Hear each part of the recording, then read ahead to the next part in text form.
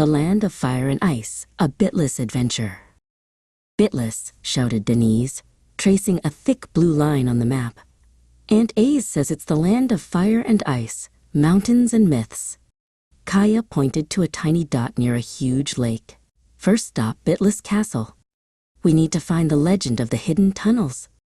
They arrived at the rugged walls of the Bitlis Castle, built centuries ago by the king of Bitlis.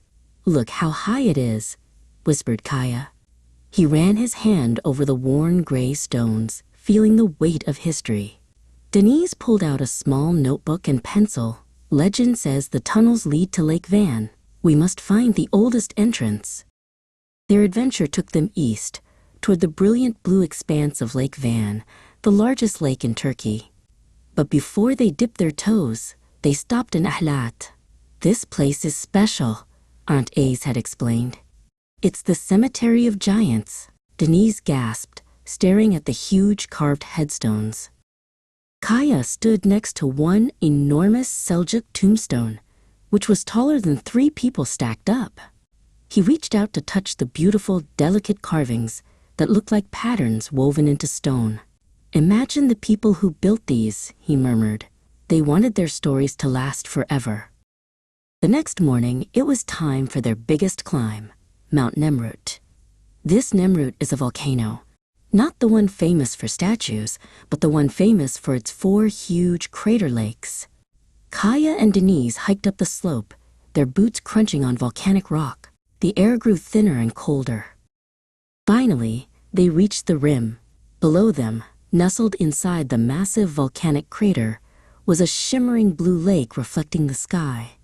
It's like the mountain is holding a mirror for the clouds, whispered Denise. They sat on the edge, resting, admiring the impossible beauty of the high-altitude lake. Just when they thought the journey was over, Aunt Aze surprised them. Bitlis is known for its summer mountains, but also its amazing winter snow.